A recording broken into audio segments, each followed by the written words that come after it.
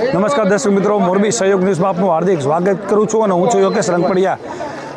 મોરબીમાં સ્થાનિક સ્વરાજની ચૂંટણીને લઈને હવે ડોર ટુ ડોર કેમ્પેન વિવિધ રાજકીય પાર્ટીઓ અને તેમના ઉમેદવારો દ્વારા ચલાવવામાં આવી રહ્યું છે। ત્યારે અત્યારે આ સીધા જ દ્રશ્યો મોરબી મહાનગરપાલિકા વોર્ડ નંબર 11ના છે, જ્યાં અત્યારે આમ આદમી પાર્ટીના ઉમેદવારો અત્યારે વોર્ડ નંબર 11ના વિવિધ વિસ્તારોમાં અત્યારે ડોર ટુ ડોર કેમ્પેનિંગ કરી રહ્યા છે અને લોકોને આમ આદમી પાર્ટીને વિજય બનાવવા માટે, ઉમેદવારોને વિજય બનાવવા માટે અત્યારે અહીંયા અપીલ કરવામાં આવી રહી છે। સાથે જ જે તેમનો મેનિફેસ્ટો છે કે જે આગામી મહાનગરપાલિકામાં જો આમ આદમી પાર્ટીના મેયર અને તેમની સત્તા અહીંયા બેસશે તો કયા પ્રકારના સુવિધાઓ મોરબીના લોકોને અને આ વોર્ડના લોકોને મળશે, ત્યારે આ બાબતની ચર્ચા આપણે અત્યારે અહીંયા કરીશું ઉમેદવાર સાથે। સૌપ્રથમ તમારું નામ જણાવજો। મારું નામ છે ગિરધરભાઈ પરમાર।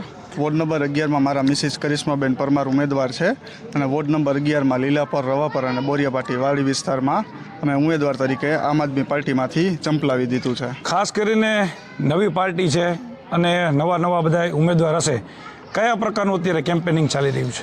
ખાસ કરીને તમને વાત કરી દઉં, પાર્ટી ભલે નવી છે પણ ઉમેદવારનો જુસ્સો છે તે જૂનો છે અને જે અત્યારે 30-35 વર્ષથી આ જે શાસન છે જે બાવા કરી ગયું છે, જેમ ઘરમાં બાવા થાય એમ એ બાવાને કાઢવા માટે આમ આદમી પાર્ટીનો હાવેણો લઈને અમે નીકળી પડ્યા છીએ અને જે વિકાસની વાતો માત્ર ચોપડે છે હવે એને હાવેણાથી દૂર કરી અને ખરેખર મોરબીને શું વિકાસ છે એ વોર્ડ નંબર 11 થકી અમે દેખાડી દઈશું।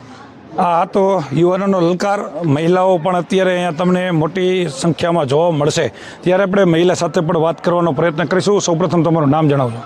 મારું નામ કંચનબેન નકારા છે। આજે આમ આદમી પાર્ટી દ્વારા અહીંયા કેમ્પેનિંગ ચલાવવામાં આવી રહ્યું છે ડોર ટુ ડોર, શું કહેશો? તો અત્યારે પરિવર્તન લઈ આવવાની જરૂર છે। અત્યારે છે શિક્ષિત અને યુવાન છે, એ શિક્ષિત છે, એ આખું પરિવર્તન લઈ આવશે અને એનામાં વિચારશક્તિ પણ સારી હોય કે એનામાં ખરાબ વૃત્તિ ન હોય, ખાવાની વૃત્તિ ન હોય અને સમાજને આગળ વધારશે અને સમાજનું પરિવર્તન લઈ આવશે। તો સમાજમાં અને મોરબીમાં પરિવર્તનની ખૂબ જરૂર છે, ત્યારે આ પ્રકારની અત્યારે અહીંયા લોકોને સમજાવટ કરવામાં આવી રહી છે કે લોકો ગયા વખતે જે રીતે 52 ભારતીય જનતા પાર્ટીને આપી અને જે રીતે ત્યારબાદ ભ્રષ્ટાચાર થયો છે એના ખોલી અને ધારાસભ્ય જ પોતે કહી રહ્યા હતા કે અમારી સત્તાની અંદર ખૂબ ભ્રષ્ટાચાર થયો છે, ત્યારે આમ આદમી પાર્ટીના પ્રભારી પણ આપણી સાથે જોડાયા છે। Pankajbhai, door to door campaigning ચાલી રહ્યું છે, કેવો લોકોનો સાથ સહકાર? લોકોનો પ્રતિસાદ ખૂબ સરસ મળી રહ્યો છે। ભલે અમારી પાર્ટી નવી હતી, 2022માં પહેલી વખત વિધાનસભા લડ્યા, પણ અમારા જે ઉમેદવારો જે છે ને એ નિષ્ઠાવાન અને પ્રામાણિક અને ઈમાનદાર છે। કારણ કે જેને પોતાના વિસ્તાર માટે 20-25 વર્ષ સમાજ હોય, પોતાના વિસ્તારની કોઈ સુવિધા હોય એમના માટે ખર્ચી નાખ્યા છે। એટલે અમારા ઉમેદવારો માટે અમારા મત માગવા એ તો અમારો હક બને છે। કારણ કે જે આ ભાજપના અમુક લોકો જે ડેટકાઓ ચોમાસાના ઉભરાય એવી રીતના જ્યારે ચૂંટણી સમયે બહાર નીકળી પડતા હોય, એના કરતાં તો અમારા ઉમેદવારો છે હાકલ કરો ત્યારે હાજર, એવા બધા અમારા ઉમેદવારો નિષ્ઠાવાન છે। અને અમારી જે લોકો માટેની લડાઈ જે છે યા સૌપ્રથમ તો આ સ્થાનિક સ્વરાજ્યની ચૂંટણી છે। આ ચૂંટણી સ્થાનિક મુદ્દાઓ અને સ્થાનિક પ્રશ્નને લઈને લડવા માટેની ચૂંટણી હોય છે। વોર્ડ નંબર 11માં અમારા જે ઉમેદવારો લડી રહ્યા છે તો વોર્ડ નંબર 11ના જે કાંઈ પણ પ્રાણ પ્રશ્ન હોય એની અંદરના જનરલી ધારો કે પીવાના પાણીની જે કાંઈ પણ તકલીફો હોય, ગટરની કોઈ સુવિધાનો અભાવ હોય અથવા વરસાદી પાણીના નિકાલની તકલીફો હોય, રોડ રસ્તા ન બનેલા હોય અથવા રોડ રસ્તાચાર નવા જે બનતા હોય એની અંદર જે ભ્રષ્ટાચારો થતા હોય, આવા ભ્રષ્ટાચારો નવા કોઈ નવીનીકરણના જે કાંઈ પણ કામગીરી થતી હશે એની અંદર અમારા ઉમેદવારો એક પણ ભ્રષ્ટાચાર ક્યાંય થતો હશે તો થવા નહીં દે।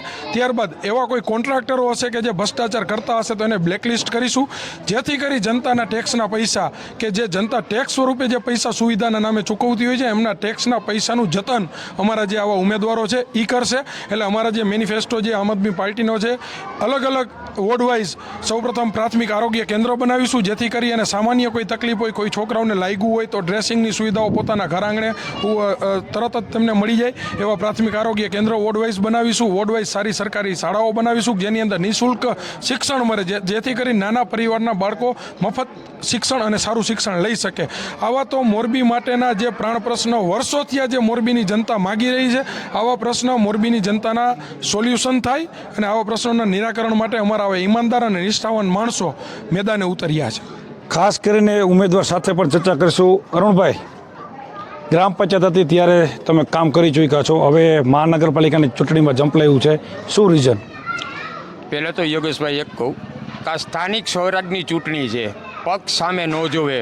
મારા દરેક મતદાતાને કહું છું કે પક્ષ સામે ન જોતા. અમે 20 વર્ષથી અહીંયા કામ કર્યું છે, બધાને ખબર છે, પર્સનલી ઓળખે છે કે બને ત્યાં સુધી તમે તમારા વિસ્તારની અંદર કામ કરી શકે ને એવા ઉમેદવારોને તમે મત આપજો.